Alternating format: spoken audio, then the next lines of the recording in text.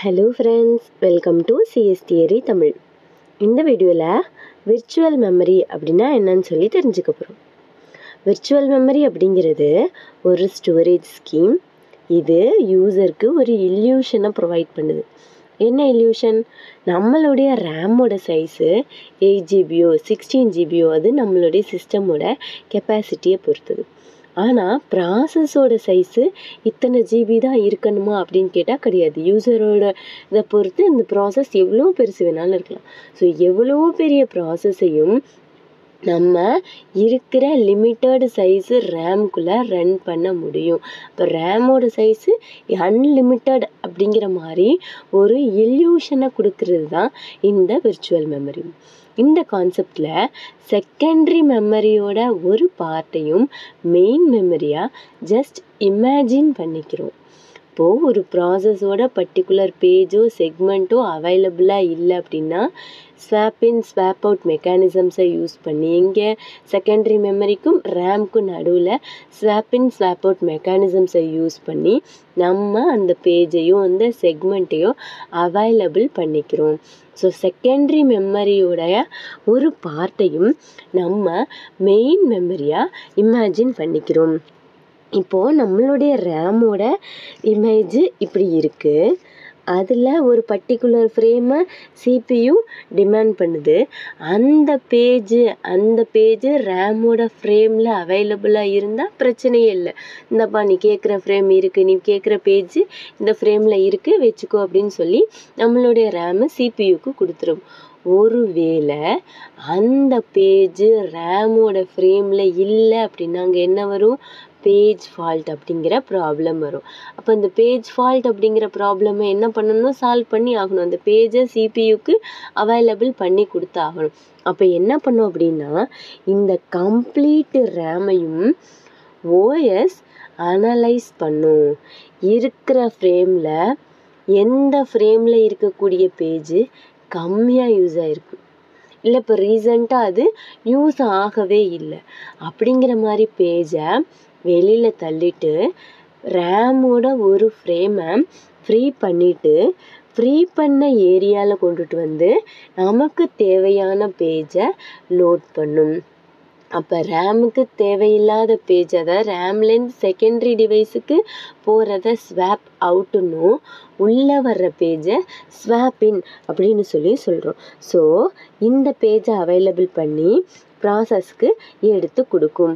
இதனால என்ன ஆகும் அப்படின்னா நம்ம ஒரு பெரிய ப்ராசஸோடைய மொத்தத்தையும் ரேமில் கொண்டுட்டு வந்து லோட் பண்ணோம்னா கண்டிப்பாக பேஜ் சஃபிஷியண்ட்டாக இருக்காது.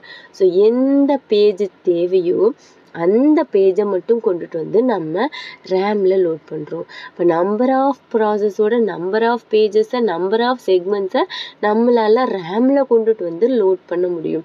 இப்போ டிகிரி ஆஃப் மல்டி ப்ரோக்ராமிங் என்ன ஆகும்? நிறைய ஆகும். எத்தனை ப்ராசஸ் வேணாலும் நான் கொண்டுட்டு வந்து லோட் பண்ண முடியும். இப்போ டிகிரி ஆஃப் மல்டி ப்ரோக்ராமிங் அதிகமாக ஆகுது அப்படின்னா சந்தேகமே இல்லாமல் சிபியு யூட்டிலைசேஷனும் அதிகமாக ஆகும். என்ன ஆனாலும் நம்மளுக்கு என்ன பிரச்சனை ஆகும்னா த்ராஷிங் அப்படிங்கிறது பெரிய பிரச்சனையாக இருக்கும். த்ராஷிங்னா என்ன நம்ம ஆல்ரெடி தெரிஞ்சிருக்கோம். அதாவது டிகிரி ஆஃப் மல்டி ப்ரோக்ராமிங் அதிகமாக எனக்கு பேஜ் ஃபால்ட் அப்படிங்கிற ப்ராப்ளம் அதிகமாகும். ஸ்வாப் இன் ஸ்வாப் அவுட்டுக்கு நான் நிறைய டைம் ஸ்பெண்ட் பண்ணுவேன். இப்போ சிபியூ யூட்டிலைசேஷன் எவ்வளோ ஹெவியாக இருக்குன்னு நான் இமேஜின் பண்ணுறேனோ அதே அளவுக்கு டவுன் ஆகவும் பாசிபிலிட்டிஸ் இருக்குது. ஸோ இங்கே டிமாண்ட் பேஜிங் அப்படின்னா என்னென்னா சிபியு அதுக்கு தேவையான பேஜை ரேம் கிட்ட கேட்கும். இந்த ப்ராசஸ்க்கு எனக்கு இந்த பேஜ் தேவை அப்படின்னு சொல்லி கேட்கும்.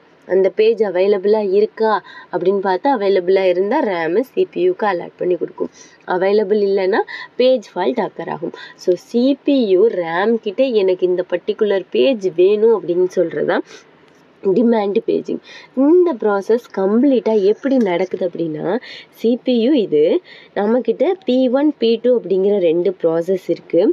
இது நம்மளோட மெயின் மெமரியோட ஃபஸ்ட்டு ஃப்ரேம்ஸில் ஓஎஸ் லோடாகிருக்கும். ஓஎஸ் கண்டிப்பாக எங்கே லோடாகிருக்கணும்? ரேமில் லோடாகிருக்கணும். ரேமில் ஓஎஸ் லோடாக இருந்தால் தான் நம்மளால் ஓஎஸோட சர்வீசஸை அவைலபிள் பண்ணிக்க முடியும்.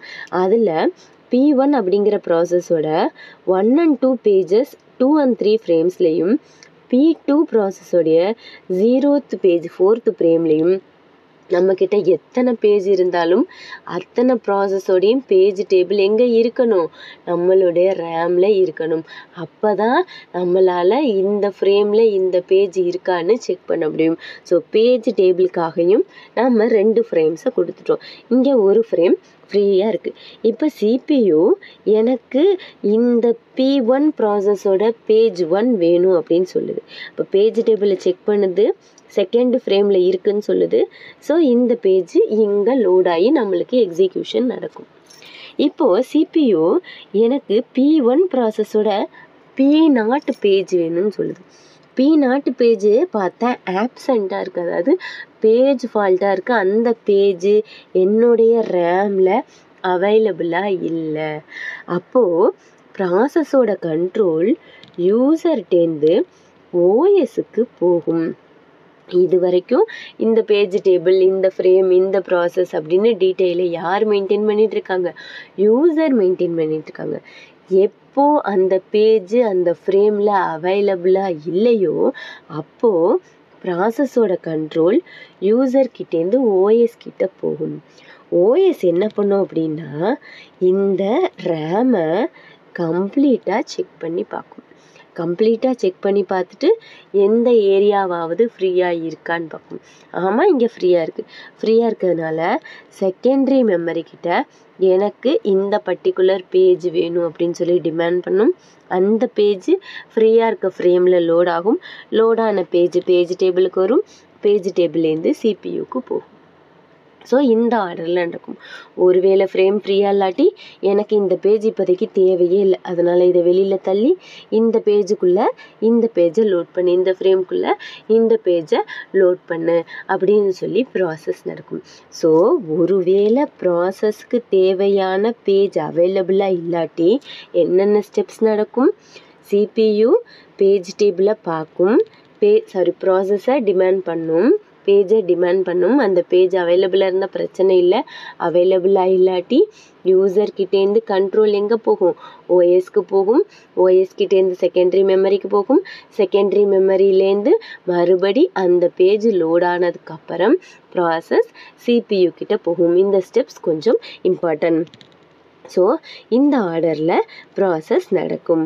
ஸோ அட்வான்டேஜஸ் என்னென்ன, டிகிரி ஆஃப் மல்டி ப்ரோக்ராமிங் அதிகமாகும். ரேமோட சைஸை நான் அதிகமாக ஆக்க வேண்டிய அவசியம் இல்லை. என்னுடைய ப்ராசஸ்க்கு தகுந்தாப்பில் என்னுடைய ரேமோட சைஸை நான் பெருசாக வாங்கிட்டு போகணுங்கிற அவசியம் இல்லை. விர்ச்சுவலாக ஒரு இமேஜினேஷனை க்ரியேட் பண்ணி எவ்வளோ பெரிய ப்ராசஸ் இருந்தாலும் அதை நான் ரன் பண்ணிக்க முடியும். என்ன டிஸ்அட்வான்டேஜ், எனக்கு டைம் முழுசா ஸ்வாப் இன் ஸ்வாப் அவுட்லேயும் பேஜ் ஃபால்ட்லேயுமே காலியாக ஆகும். இல்லை தாங்க விர்ச்சுவல் மெமரி. தேங்க்யூ.